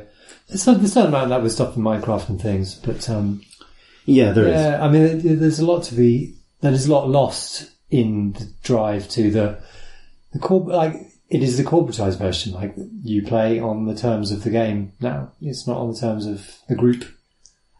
Yeah, right. The game is not a toolkit that's been given to you to go have fun with your friends or strangers who set up a server or something. Yeah.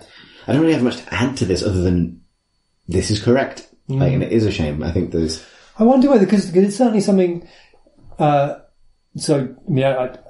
long-time listeners will know that I occasionally talk about Roblox stuff. I don't play Roblox that much, but I know that one of the ways that its players tend to play is you hook up with your friends and you zip from game to game to game, and a lot of the games are these rolling experiences that just go on and on and on. A lot of them, which is exactly that old server culture, and you go in with your friends and you play and you do it until you're done with that and you go on to something else.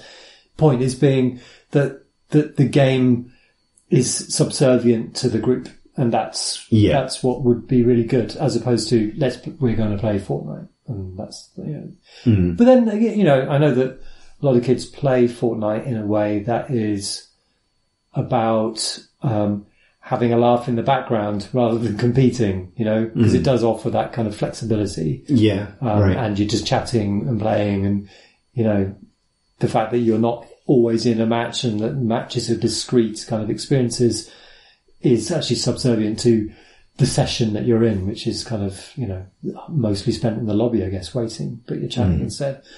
But yeah, I just think that anything that happens in Roblox, like other games should be doing too, giving just a space for people to dick about is something that the mainstream media, the mainstream industry doesn't really like.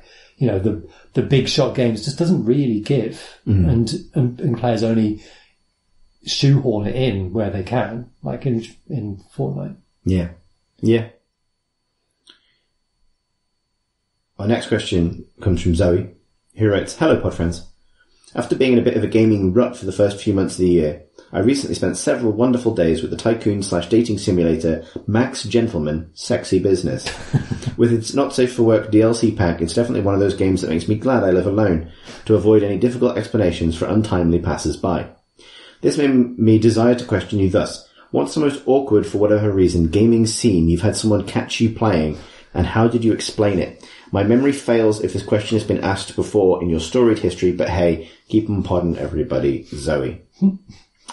I have an answer to this. I suspect I have told this story on the podcast before, but It bears the retelling. It maybe bears the retelling. So, well, so I reviewed Grand Theft Auto 5 in the office at PC Gamer, and while I was playing the single player for a review, we had some freelance production editing support on the Mac. So production editors are the people who make the words fit and make you spell good and Make word good, and and often are the reason magazines come out with a sheen of polish. And in this case, in addition to, I think at the time, long-standing PC Gamer prod ed Tony Ellis was on holiday, I think, and we had someone in just to kind of cover for him. And this person was, she would not come from the games sphere, good prod ed, diligent, kind of, good at doing the details of the job, but definitely not super games literate, which can, mean a bit more back and forth. And so getting used to, this person coming over to my desk just to ask for clarification on something. It's like, is this an error or is this another nonsense games word? This kind of thing. But I was also sort of really freshly aware that, because I had done a bunch of writing on the magazine already, and I was sort of settling into this kind of review sprint for the game, that it really did look like what my job was to play Grand Theft Auto 5 all day. And this was making me self-conscious enough as it is. And then I got to the mission in Grand Theft Auto 5 where you have to take a photo of someone having sex. Oh, Lord. I think that's fuzzy memory. It is a sort of semi-graphic sex scene, I think. And you have to take a photo of it with a long lens camera from the bushes for some fucking Hauser reason. Hausery reason. For Hauser reason. Yeah. And I was failing at this mission for some reason, and this person came over and just sort of needed my attention, and I was headphones on, like trying to get this fucking camera to poke out the bushes so I could take this photo. And it looked like I was playing a sex game. It just looked like I was playing a sex game at work. And then I turned around and was like, hey, yeah, what can I help you with? And there's a stack of paper, going through these edits, yeah. And I just felt compelled to say, I'm reviewing this, while gesturing at my monitor. I'm reviewing this. And that, it didn't help, but it was... It's not enough because you still got these games, they're all just awful shit, aren't they? Yeah, but this is for Hauser reasons. Yeah, exactly. This is... it's the same one I was playing earlier when I was running people over.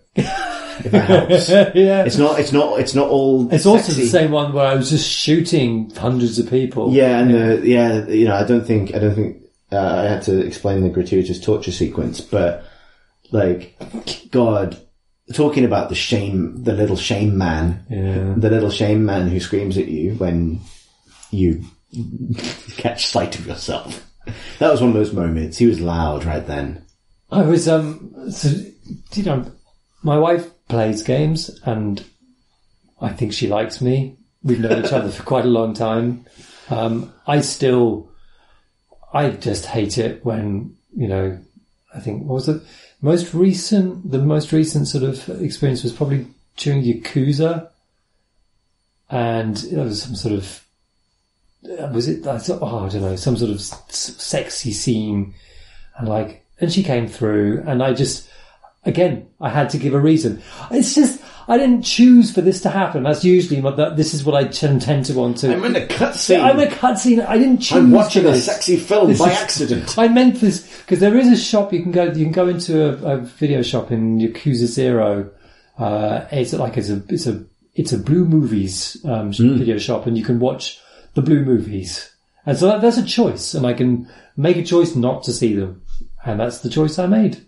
But sometimes, I have to tell her. And she just rolls her eyes in not so much of the content as my pathetic need to explain it away. Because she knows, I guess she likes me and respects me enough not to. Yeah. And she is accepted, as we all should. It's too late for us. It's too late. Yeah. This is how we are. This is how we do. I think there's a moment in every games professional's life where you have to internalize, I'll never be a doctor or a fireman. I will never be able to go to a dinner party with non-colleague type people, friend-colleague type people, and I will always feel ashamed when I explain what I do. Yeah, you definitely consider lying, because it's just faster. It's like, I work in tech or I work in IT. Fine. Like, it's been good recently being able, because it was always a trap previously. Nowadays I feel more confident introducing myself like, I work in games development. And that's sort of okay. Yeah, that's It's a bit of a mystery thing. Yeah. Previously, saying, I'm a journalist, huge gamble. Yeah. What do you write about? Video games. Oh. Huh? Yeah, exactly. You know what I mean? Oh, I'm a games writer, so do you work on games? Yeah. No. You get or do you review the games? I always wonder whether that's a pitfall, whether it means, if I say yes, they say, they'll privately think, pay to play games, whatever next. Or maybe it means, that's a part that I can understand what people do. Yeah. There's nothing else. But the whole thing's a trap, isn't it? It's all a trap. Yeah. Wow. So this is the shame edition. Exactly. Yeah, I was thinking about this. The next question is kind of pertinent, actually. It comes from Alex, who writes, Hi. Not again. Hi, Crit and Cribber.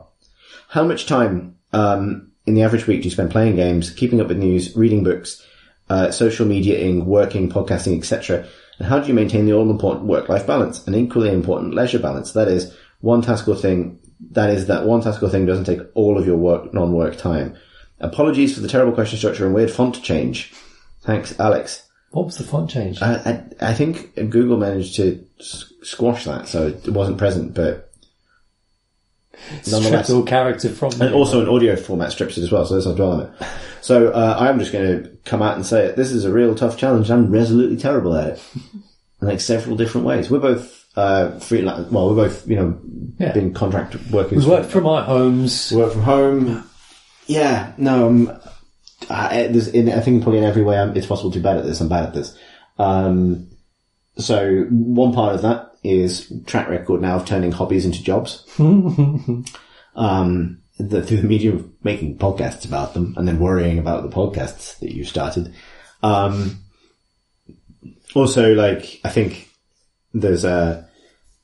doing remote work with a team is, I wonder if you've experienced this, is particularly a team spread across multiple time zones, places tremendous pressure to be responsible for switching off that thing. This is something I found a lot over the last couple of years is one of the low-key benefits of an office is offices close. Most remote work just doesn't. It is always possible for me to load Slack on my phone and see something that I might need to stuff that you feel responsible for. And so, there really isn't a clear end a lot of the time to the day.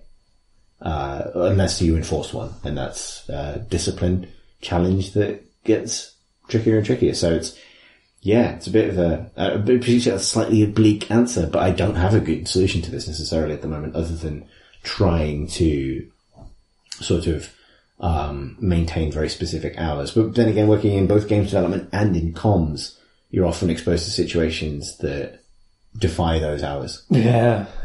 Where it is both good to have the flexibility of working remotely and being able to be on my computer super quickly, and also a little dangerous. You got a funny one as well in that before, for a long time you were writing, as a journalist about games.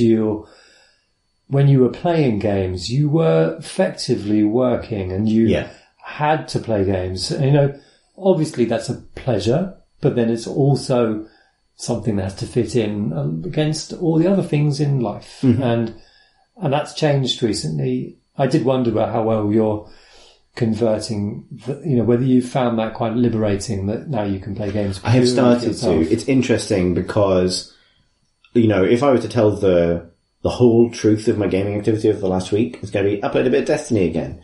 Played a fair amount of Hunt. I played a big old chunky helping a Mordhau. The reason I played World of Horror, and I'm very glad I did, is because I knew I had this podcast coming up. And I knew that for various scheduling reasons, it was going to be necessary for me to be here. And it would be necessary for me to have something to talk about. And I'm very glad. And so I bought the game because it's like, good bet. For something I'll enjoy. And I'll have something to say about it regardless. And it's a treat that it's turned out to be something that I really like and it will return to. And this, I don't want to like cry any crocodile tears about that because it's not a huge problem to have, but it does that. I haven't quite, I think thanks to the pod actually, I haven't quite escaped the zone where all games are to some extent work. Like I need to think about my opinion of them to some extent. But then again, I probably couldn't turn that off anyway because like game design is what I'm interested in really. And so I'm always assessing it. That's like the pleasure and pain of doing your hobby, like working your hobby. I have a young family, like increasingly aging family, but as happens with time. But no, they're both in early teens now, but the fact that I've had children for a long time, that has made me have to, I can't sit at my desk for long. I get up, I sit down at my desk at 9:00 and I get up at my desk at 6:00 and I sort of resist any kind of worky stuff in the evening unless it has to happen because it's an interview with someone on the West Coast, and that has to happen. That's fine. I don't mind that at all. But I am quite controlled with my work time. My problem right now is that I'm not playing enough games. Like again, like just as you say, Chris, I played Dark Future. It's been on my list to play. I probably would never have gotten around to it if it wasn't for the pod today because I hadn't played anything new, in the past week. So, and again, I'm very pleased I did, and that's not, I didn't feel sort of aggrieved that I had to do that remotely. But, I really appreciate the pod for making me do stuff that I probably would have done the easy, overly comfort kind of pursuing approach to, otherwise. Yeah. I wouldn't have tried something new, is what I'm trying to say. So that's really cool. And I do need to keep playing new things because I do write about games and I've got to keep, looking around. But yeah, I'd actually like to find some more time to play games. Mm. I think I'm trying to make sure I guard more preciously the time that I spend reading. And recently, actually, I appreciate that run of movies was pretty mad, but like going to the cinema is really like one of my remaining like kind of genuinely switch off, relatively sort of happy places where there's not a lot of work attached. Mm. And I often find it's the first casualty of me getting busy, and I'm busy all the time. So I often miss movies that I really would like to have seen, and then catch up on planes to work things, basically. But actually, recently being able to go to the movies a bit more has been a good, like, okay, that's a line in the sand, and try and protect that time a little bit. Although that said, and I think this is sort of something kind of this interesting about working in a creative field. Everything is material. Like, it goes beyond, like, I've got to have an opinion on this game. It's like, I've got 3 different ideas for stuff rattling around in my brain at the moment. Some of the things are projects that I'm working on actively. Some things are just sort of brainworms that are sitting in there eating material that you feed it. So if I read a book or see a film I like, it's hard not to take away ideas that then turn into something a little bit further down the line work-wise. Like, it's all like, I don't know, like, what is not work? Yeah. Well, I think, I agree. And I think not work is probably boring when you do an interesting job. Yeah, and so my least favourite phrase in marketing, good problem to have. That's a good way to finish that one. Yeah. It's a good problem to have. Yeah, exactly. Yeah. Everything is work. And leisure, I guess. Cool. Speaking of someone's work that we appreciate, Kane has been in touch with the great subject line, "A goat is never late, he arrives precisely when he means to announce that the Crate & Crowbar Community Game of the Year vote has ended, and the results are now available on Kane's site. Yes. And we'll put the link in the show notes. Oh, the Easter eggs. I'm looking forward to the Easter eggs. Yeah, me too. So one caveat is Kane's drawn attention to some cool new features, like you can mouse over a run-up vote total, see the vote breakdown, things like this. I'm relying on my phone for this recording, so I can't actually do much of this stuff live or tinker with it, but I do encourage people to look, because this is always tremendous work. I think you can see people's actual reviews this time. There's two things to respond to here. One we can respond to quickly, and then I think we should take a look at the results of the community vote. Kane writes, "Since I don't like to shield the Game of the Years without offering a question as a tithe, what was your grunt of the year for 2019? And this is grunts that you have made. I discovered last year that one of the grunts I make when standing up after an unhealthily long gaming session sounds exactly like, hey, a badoof. It joins... Yeah, this is a good... Diaphragm. Well, it's hey with lots of Y's, so I'm getting this like a hey, a badoof. It joins long-standing grunt, abydos cartouche. Also with an elongated first syllable, so abydos cartouche, I guess. Or for shorter physical exertions, orcus, which I typically follow with a rapidly whispered demon prince of the undead, but only if there's no one around. Referring back to our shame talk earlier. Yeah. To be honest, if wearing my VR headset just involved me muttering like incantations, I'd actually be less embarrassed about that. Because there's not much emotive payload there. No one's going to assume that I was feeling something. I was just fucking ayaring it up. But only if there's no one around. Regards, Kane. What is your kind of go-to grunt, Alex? Well, it appears increasingly it's just this quite a quiet sort of sighing grunt, which is accompanies any kind of bending over, almost any now.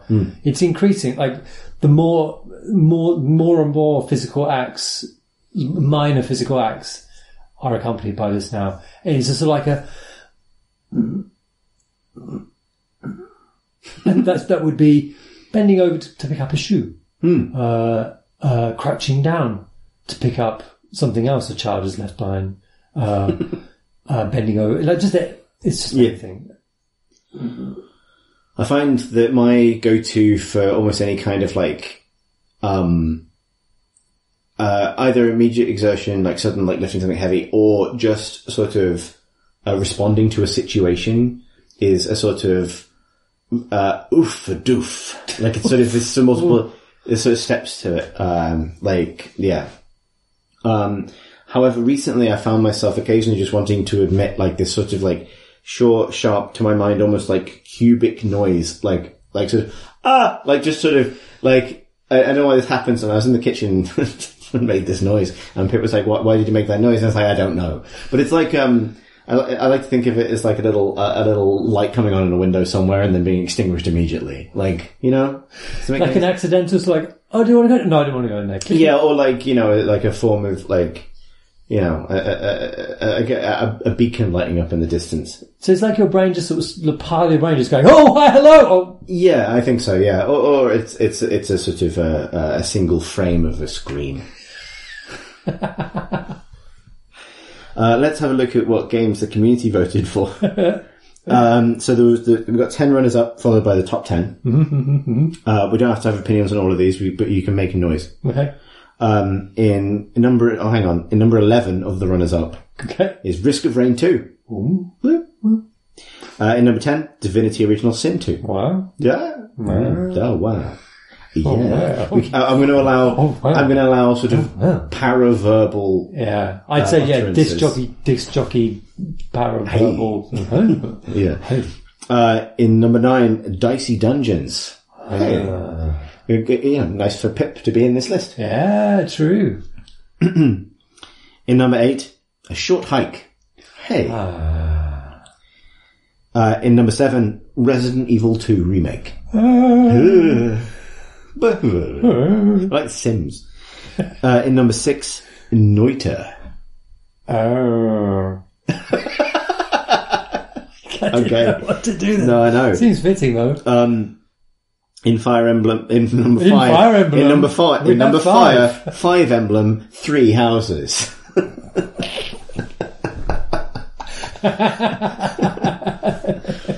two house, 5 emblem. All fire. Yeah. Don't need to make a noise for that. In number 4, Destiny 2, Shadowkeep. In number 3, The Outer World. Oh god. Oh fuck, Kane, why have you done this to me? What's he done? I pressed a button and it's changed every word on the page to honk. This happened live, by the way.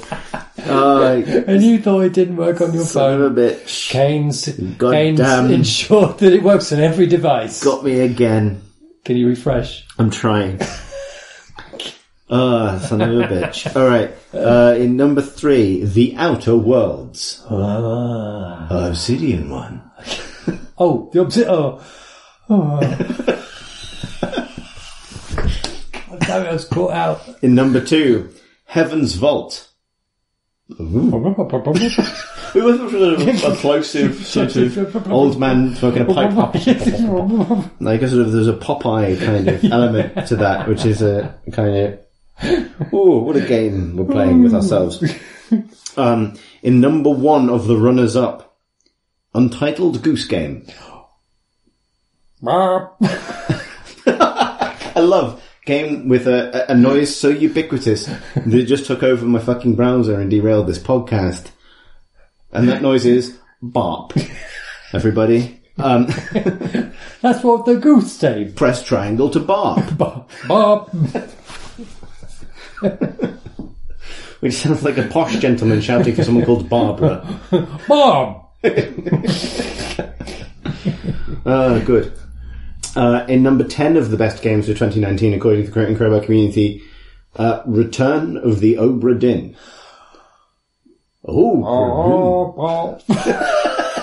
don't know where I was going with that one. No, we're really... We're at sea with that one. Yeah. In number 9, Monster Hunter World.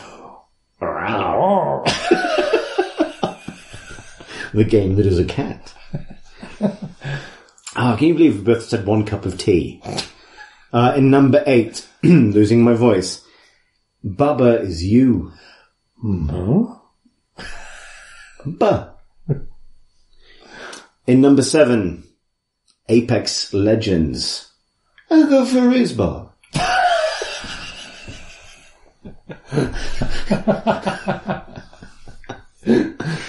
In number 6, Red Dead Redemption 2. How's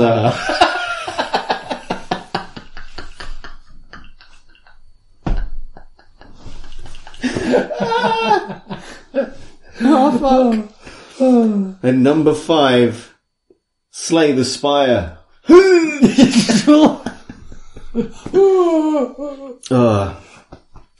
A classic noise. In number 4, Sekiro, Shadows Die Twice. In number 3, Control. That's pretty good. You nailed it. Number 2 of the community's Game of the Year, Disco Elysium. Covet. Covet. Oh, we're having too much fun. In number 1, oh, good. Community's Game of the Year, Outer Wilds. Wow. Nice. Both wonder and pipes. The 2 key nouns. All the wonder of that interactive video game experience. Good. I'm glad we did that. That was great. There's a lot more on this website. It's a good list. They're good opinions. They're good takes. Oh, to clarify, the list is games played in 2019, not games what does come out in 2019. Hence some apparent outliers. Incredible. Incredible. What else is incredible is the response to that sound Marsh made, which has had many great responses. That little man was stuck in the muck. And so many of you extended a helping hand. In such a funky manner. to reach him. No one knows why Marsh did this, but we're all glad that he did.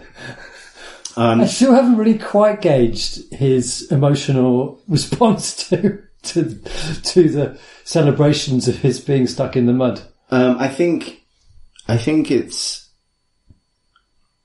A lot of these things are forms of scream, Alex. And sometimes it is simply pleasing to receive the echo. You know? Each in our own way. But no echo has resonated quite so strongly as the one that we have received in our inbox from Andy. To be honest, I almost don't want to set this up too much. No. In fact, I kind of want to just end on it. So, do you know what? If you want to send us something for a future episode of this podcast of any kind, if you want to emit your own scream, you can do so by emailing us at questions@crateandcrowbar.com. You can also tweet us at Crate and Crowbar. We're on YouTube, youtube.com/Crate and Crowbar. Thank you, Patreon supporters. And also, patreon.com/Crate and Crowbar. Discord, that's where most of the screaming happens. You can find the link on our website at crateandcrowbar.com. Alex is available on Twitter if he must be. 24/7. Yeah. Rotational. ROTATIONAL. Perfect, I think. I'm on Twitter at CThurston, CTHURSTEN, although I do not use the social media very much at all, although recently I did tweet once, I think, about a film. Enjoy that. To be honest, we could say thanks for listening, or something. But the listening ain't over yet. But I would rather let Andy play you out. Thanks, Andy. Thanks, Andy. Notorious stick in the mud, Marsh Davies. Just trying to get you to do the voice. Do the voice. Oh, no. Do the voice. Maybe later.